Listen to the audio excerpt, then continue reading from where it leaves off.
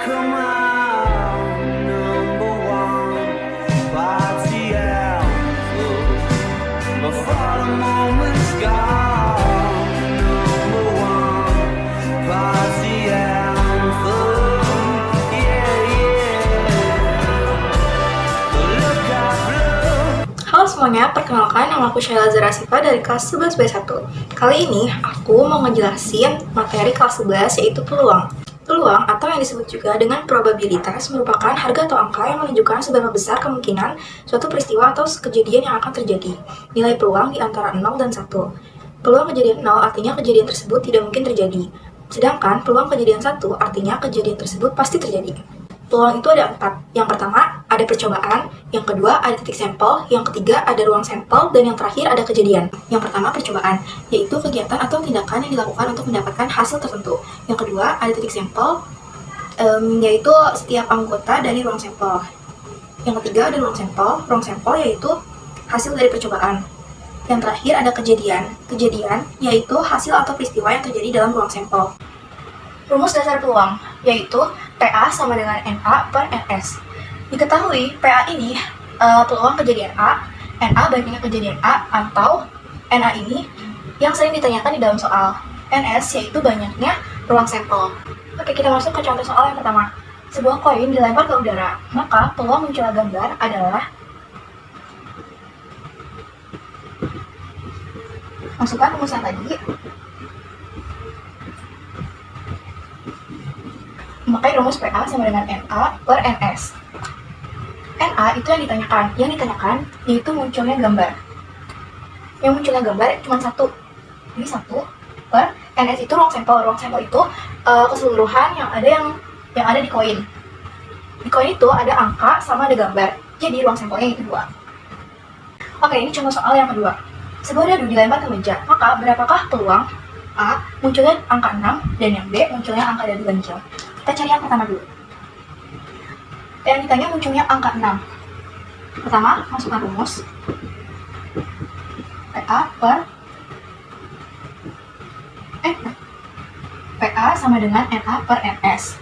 NA itu yang ditanyakan yaitu angka 6.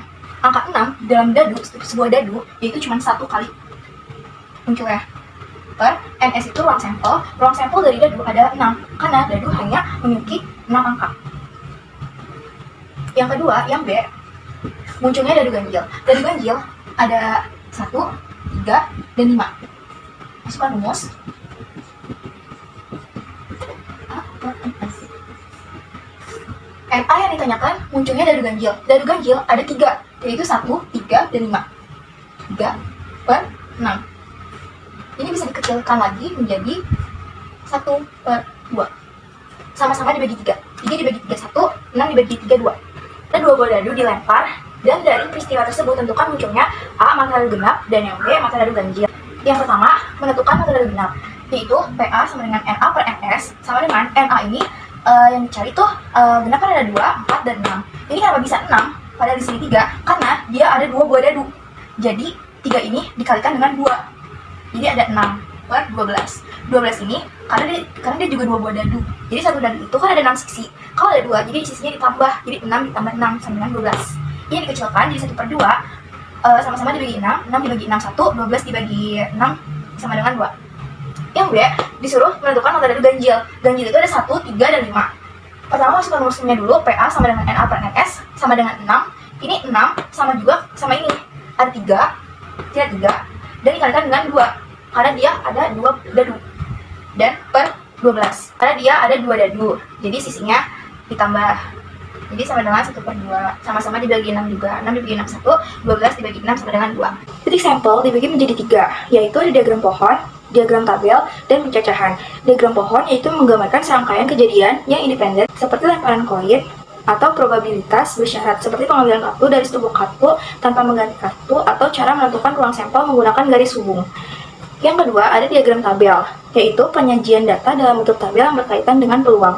Yang ketiga, pencacahan. Pencacahan adalah menjabarkan suatu perhitungan untuk mendapatkan sesuatu atau menghitung jumlah benda pada suatu tempat atau juga memperkecil nilai. Pencacahan dibagi menjadi 2, yaitu ada permutasi dan kombinasi. Permutasi adalah susunan yang berurutan dari semua elemen himpunan. Yang kedua, ada kombinasi. Kombinasi yaitu banyaknya susunan dari semua elemen tanpa memperhatikan urutan, seperti AB sama dengan BA. Permutasi dibagi menjadi 3, yaitu yang pertama ada permutasi urutan atau posisi dengan rumus NPR sama dengan N faktorial per N dikurang R faktorial. Yang kedua, permutasi unsur yang sama. Rumusnya N P unsur sama dengan N faktorial per unsur faktorial. Yang ketiga, ada melingkar atau siklis dengan rumus P siklis sama dengan N dikurang 1 faktorial. N ini disebut juga dengan ruang sampel, P ini permutasi, R ini elemen sebuah himpunan. Contoh soal yang pertama. Berapakah banyak cara menempatkan 7 orang duduk dalam satu baris dalam urutan yang berbeda jika satu kelas terdiri dari 4 baris? Diketahui M-nya 7, karena ini termasuknya ruang sampel 7 orang menyeluruh, dan R-nya ini elemennya adalah 4, terdiri dari 4 baris. Kita masukin rumusnya NPR sama dengan N faktorial per N dikurang R faktorial. Sama dengan N ini masukin 7 faktorial. Faktorial itu adalah perkalian terbalik. Per 7 dikurang 4, N dikurang R ini faktorial. Sama dengan 7 faktorial sama dengan 7 dikali 6, dikali 5, dikali 4, dikali 3. Harusnya ini dia sampai 2 faktorial terakhir. Karena 7 dikurang 4 itu 3, jadi stop di 3 aja, 3 ini. Jadinya 7 dikali 6, dikali 5, dikali 4, dikali 3 faktorial ini dicoret dengan yang bawah. Jadi, hasil dari ini ada 720 cara. Contoh soal yang kedua. Berapa banyak cara menyusun kata dari kata asimilasi? Diketahui, huruf A-nya ada 2. 1, 2. S-nya juga ada 2, 1, 2. I-nya ada 3, 1, 2, 3. M-nya ada 1. Dan yang terakhir L juga cuma 1. Nah ini, di total, jadinya 9. Pertama, masukkan rumus NP unsur, karena ini termasuk permutasi unsur. Sama dengan N faktorial per unsur faktorial. Sama dengan N-nya ini 9. Kan 9 ini ruang sampel keseluruhannya, total jumlahnya. 9 faktorial per 2 faktorial, 2 faktorial, dan 3 faktorial. Karena dia dapat dari sini. Sama dengan 9 dikali 8, dikali 7, dikali 6, dikali 5, dikali 4, dan terakhir di 3 faktorial. Kenapa 3 faktorial terakhir? Karena kita berpatokan dengan yang di bawah ini ada 3 faktorial. Jadi ini bisa dicoret ke 2 faktorial. Kenapa kali lanjut? Karena 2 faktorial itu cuma 2 dikali 1. Dia hasilnya sama dengan 2, kayak sama aja. Nah ini 3 faktorial dicoret sama yang ini, karena kan udah berpatokan sama yang bawah. Jadi kan udah habis. Nah 2 faktorial ini, 2 ini dicoret dengan 8. Jadi 8 dibagi 2 itu 4. 6 dibagi 2 sama dengan 3. Jadi 9 dikali 4, dikali 7, dikali 3, dikali 5, dan dikali 4 sama dengan 15.120 cara. Oke, kita masuk ke contoh soal yang ketiga. Tentukan ada berapa banyak cara mengatur posisi duduk 5 orang mengelilingi meja berbentuk lingkaran. Kalau ada kata lingkaran, ini sudah pasti permutasi siklis. Dengan rumus P siklis sama dengan X dikurang R faktorial. Sama dengan N-nya ini ada 5 orang. Jadi ruang sampelnya ada 5. 5 dikurang 1, 1 ini dari rumus ya. Jadi 5 dikurang 1 sama dengan 4 faktorial. 4 faktorial yaitu 4 dikali 3 dikali 2. Jadi sama dengan 24 cara. 5 orang pasien telah dirujuk ular dan dibawa ke rumah sakit. Di rumah sakit hanya ada 2 dosis antiracun ular. Berapa kemungkinan pasangan yang akan diberikan 2 dosis tersebut? Ini rumusnya.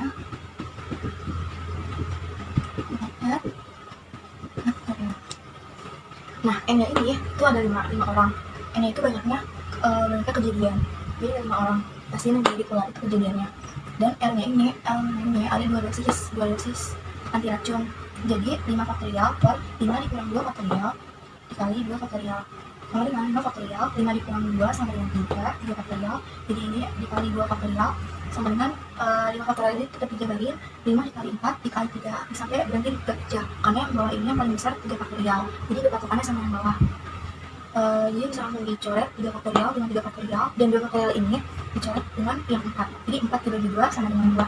Jadi langsung ke 5 dikali 2 sama dengan 10 kemungkinan. Soal kedua dari kombinasi. Pada sebuah kaleng terdapat 8 kaleng kecil yang sudah diberi tulisan huruf A sampai L. Jika Budi mengambil 2 sekaligus secara acak, ada berapa cara yang digunakan Budi untuk mengambilnya?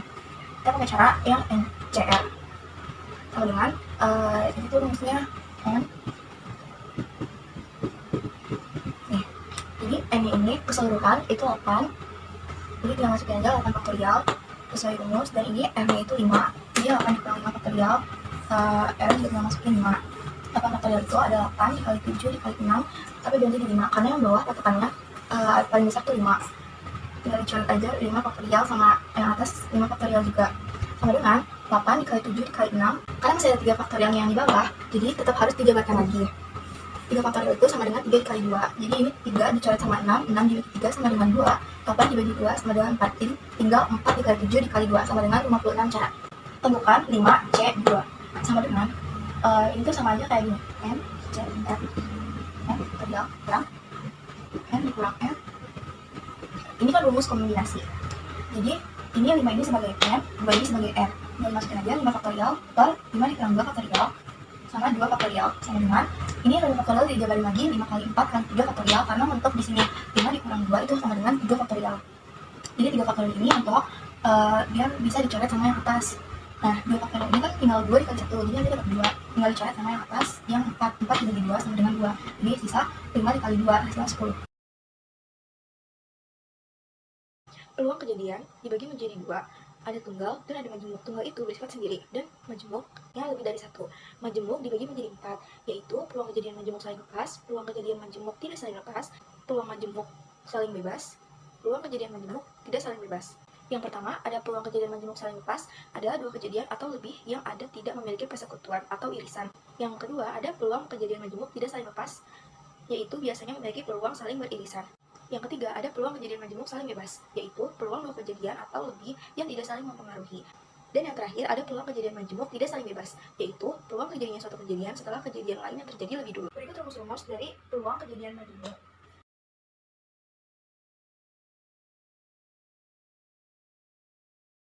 Contoh soal PKM saling lepas. Sebuah dadu dilempar, berapakah peluang mendapatkan angka 2 atau 5? Rumusnya PA union B sama dengan PA plus PB sama dengan PA-nya ini dari angka 2. Angka 2 itu pasti kan munculnya dadu tuh kalau cuma satu kan pasti 1. Jadi 1 per 6. 6 itu NS. NS itu ruang sampel sisinya dari dadu. Nah, PB-nya juga sama atau 5. 5 ini kemungkinan muncul angka 5 itu cuma 1 di dadu. Jadi 1 per 6 ditambah 1 per 6 sama dengan yang ditambah yang atas doang karena penjumlahan penyebutnya sama, jadi nggak usah ditambah lagi. Ini hasilnya 2 per 6 sama dengan dikecilin lagi, sama-sama dibagi 2 dibagi 2 1, 6 dibagi 2 sama dengan 3. Ini contoh soal dari PKM saling bebas. Sebuah koin dan sebuah dadu dilempar secara bersama-sama. Tentukan peluang munculnya gambar pada koin dan angka 4 pada dadu. Ini sudah jelas ya, ada 2, ada koin sama ada dadu. Jadi kita mencari PK sama PB-nya. PA-nya ini NA per NS, NA-nya itu 1 per 2. Satunya ini ditentukan dari gambar pada koin. Munculnya itu pasti 1 per 2. 2-nya ini dari koinnya itu koinnya itu kan ada 2, ada gambar sama ada si angkanya, jadi ada 2. Nah, PB-nya NB per NS. Ini tuh sama aja, NB itu sama aja kayak NA per NS, cuma diganti B-nya karena di sini kan PB. Nah, ini tuh yang dicari tuh yang angka 4 pada dadu. Angka 4 pada dadu itu kan 1 per 6. Karena yang di itu cuma kayak 1 dadu aja. Nah, lanjut lagi ke rumus PA irisan B sama dengan PA dikali PB sama dengan 1 per 2 dikali 1 per 6. Nah, ini 1 per 2-nya sama 1 per 6 kan dari sini yang tadi udah dicari. Nah, ini tinggal dikaliin aja. Karena dia perkalian, gak usah disamain penyebutnya. Kecuali kayak jumlahan atau pengurangan itu harus disamakan penyebutnya. Kalau perkalian dan pembagian itu tidak harus disamakan penyebutnya. Jadi langsung aja dikali. 1 dikali 1 sama dengan 1, 2 dikali 6 sama dengan 12. Jadi hasilnya 1 per 12. Itu contoh soal PKM tidak saling bebas.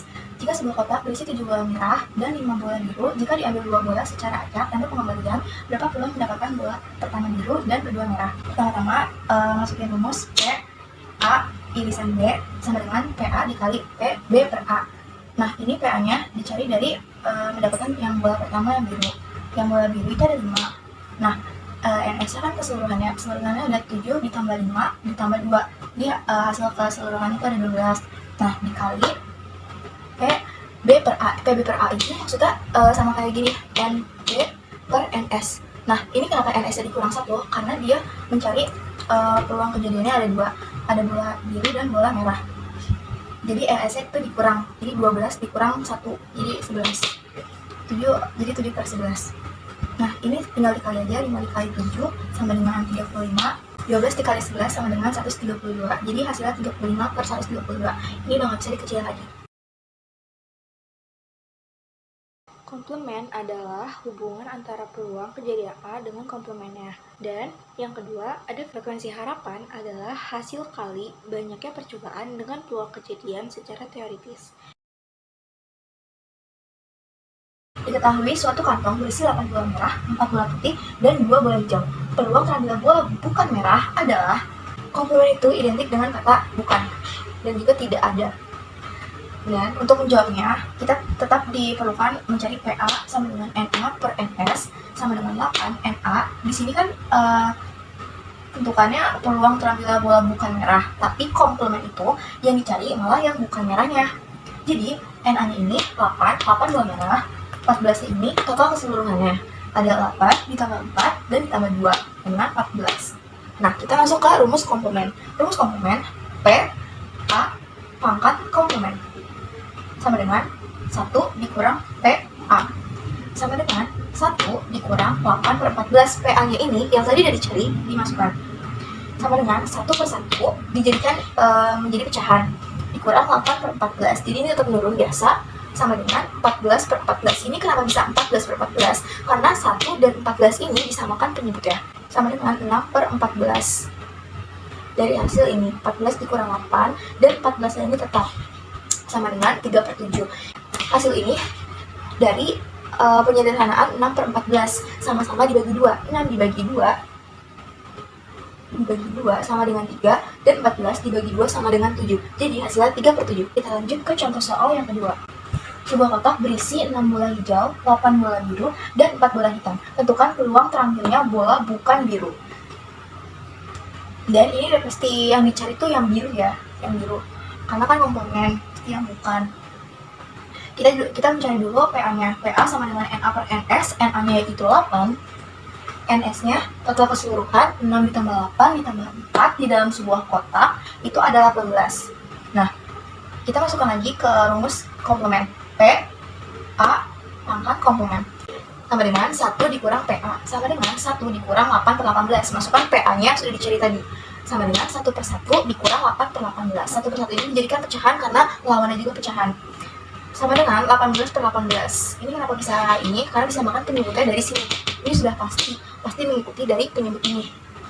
Jadi 18 per 18 dikurang 8 per 18 sama dengan 10 per 18. Ini bisa dikecilkan sama-sama dibagi 2. Jadi 10 dibagi 2 sama dengan 5, 18 dibagi 2 sama dengan 9. Jadi hasilnya 5 per 9. Ini contoh soal yang ketiga dari komplement. Tentukan peluang kejadian munculnya mata dadu bukan 2 pada sebuah dadu. Pertama-tama kita mencari PA sama dengan NA per NS. Nah, ini NA-nya yang dicari kan bukan mata dadu bukan 2. Udah pasti yang dicari yang ini.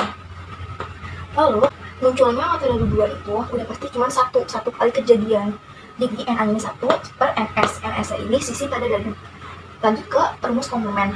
P A komplement sama dengan 1 dikurang PA sama dengan 1 dikurang PA-nya dimasukkan yang sudah dicari 1 per 6 sama dengan 1 per 1 dikurang 1 per 6. 1 per 1 dijadikan kepecahan, ini dijadikan pecahan sama dengan 1 per 1 tadi disamakan penyebutnya jadi 6. Jadi ini udah pasti kayak gini, pasti ikut sama ya bawah penyebutnya. Jadi 6 dikurang 1 sama dengan 5, jadi 6 ini tetap karena sudah disamakan penyebutnya. Ini tidak bisa disederhanakan lagi karena ini sudah paling kecil. Di sini ada contoh soal dari frekuensi harapan. Frekuensi harapan muncul mata dadu 5 pada pelemparan sebuah dadu sebanyak 150 kali adalah kita mencari PA-nya dulu seperti biasa. PA sama dengan NA per NS. NA-nya itu muncul mata dadu 5 pada sebuah dadu. Sebuah dadu itu udah pasti 1 karena terjadinya cuma 1 pelemparan aja. Jadi 1 per 6. Peluang sampelnya 6 karena sisi dadu ada 6. Lanjut ke rumus frekuensi harapan. Frekuensi harapan sama dengan N dikali PA. N ini banyaknya kejadian. Banyaknya kejadian itu bisa ditentukan dari sini, dari kali. Biasanya frekuensi harapan ada kalinya. Oke, lanjut ke sini sama dengan N ini dimasukkan 150 dikali PA dimasukkan yang tadi 1 per 6. Nah ini 150 langsung aja dibagi sama 6. Jadi tinggal dicoret sama dengan 25. Jadi hasilnya 25 dikali 1 bisa 25. Lanjut ke contoh soal frekuensi harapan yang kedua. Mutiara sedang duduk di taman sambil memainkan uang logam 500 rupiah yang dilempar ke langit. Dia melempar 2 uang logam tersebut sebanyak 120 kali. Berapa frekuensi harapannya? Oke, yang pertama kita tetap mencari PA sama dengan NA per NS. Yang ditanyakan, dia sedang melempar 2 uang logam. 2 uang logam dia ada 2. Dan NS-nya ini ruang sampelnya ada 4. Kenapa 4? Karena dia kan ada 2 uang logamnya. Jadi 2 uang logam itu ada gambar, angka, gambar sama angka. Jadi 4. Nah, lanjut ke rumus frekuensi harapannya. FH sama dengan N dikali PA sama dengan N ini 120 dikali 2/4 dari hasil PA yang tadi udah dicari. Nah, ini 120 bisa dibagi 4, jadi langsung dicoret aja. 120 bagi 4 sama dengan 30. 30 dikali 2 sama dengan 60. Oke, lanjut lagi ke contoh soal frekuensi harapan yang ketiga. Sebuah dadu dilempar ke udara sebanyak 36 kali. Peluang frekuensi harapan munculnya dadu berjumlah 4 adalah, kita cari dulu PA sama dengan NA per NS sama dengan 1/6. 1 ini dari munculnya dadu berjumlah 4. Dia udah pasti cuma 1 kali kemungkinan karena dadunya cuma 1. Nah ini ya, dari hasil NS itu ruang sampel, dari dadunya ada 6, sisinya ada 6. Lanjut lagi ke rumus frekuensi harapannya sama dengan N dikali PA sama dengan N-nya itu ada 36 kali dikali 1/6 PA yang udah dicari tadi sama dengan 36 ini bisa dibagi sama 6, jadi langsung aja 36 bagi 6 hasilnya 6 dikali 1 sama dengan 6.